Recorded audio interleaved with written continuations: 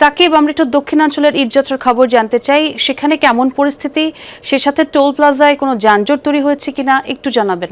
দেখুন, আসলে সকাল থেকে ঘরমুখ মানুষ কিন্তু নারীর টানে বাড়ি ফিরছে এবং সেক্ষেত্রে কিন্তু ঢাকা মাওয়া ভাঙ্গা যে এক্সপ্রেস ওয়ে, সেই এক্সপ্রেস ওয়েতে কিন্তু গাড়ির বেশ চাপ রয়েছে এবং একই সাথে পদ্মা সেতুর মাওয়া টোল প্লাজায়ও কিন্তু আসলে আমরা গাড়ির অব্যাহত আগমন দেখতে পাচ্ছি।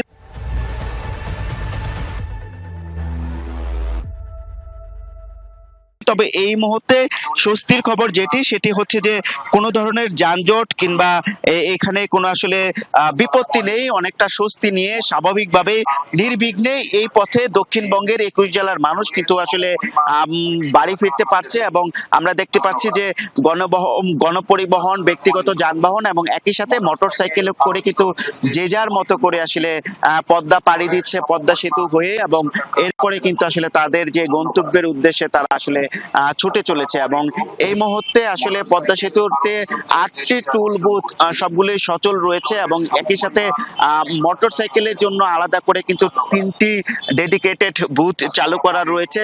বিগত সময়ে আমরা দেখেছিলাম যে 2টি বুথ চালু রয়েছে, কিন্তু এবার কিন্তু আরো একটি বুথ সংযোজন করা হয়েছে। সব মিলিয়ে কিন্তু এই মুহূর্তে পদ্মা সেতুর যে মাওয়া প্রান্ত রয়েছে সেই প্রান্ততে কিন্তু আসলে আমরা দেখতে পাচ্ছি যে যানবাহনের আসলে আগমন অব্যাহত থাকলেও কিন্তু আসলে তেমন কোনো যানজট কিংবা যান চাপ নেই। এবং আমরা যাত্রীদের সাথে কথা বলেছিলাম, যাত্রীরা যেমনটি জানাচ্ছিলেন যে আসলে ঢাকা থেকে রওনা হওয়ার পরে কিন্তু আসলে এই পথে তেমন কোনো যানজট হয়নি। এবং আরেকটি বিষয় আপনাকে জানিয়ে রাখতে চাই যে গত 24 ঘন্টায় কিন্তু পদ্মা সেতু পাড়ি দিয়েছে 41,000 যানবাহন। সেক্ষেত্রে কিন্তু আসলে 3 কোটি টাকার বেশি কিন্তু টোল আদায় হয়েছে এবং এখন পর্যন্ত আমরা সকাল থেকে অতিরিক্ত ভাড়া নেওয়ার কোনো অভিযোগ পাইনি।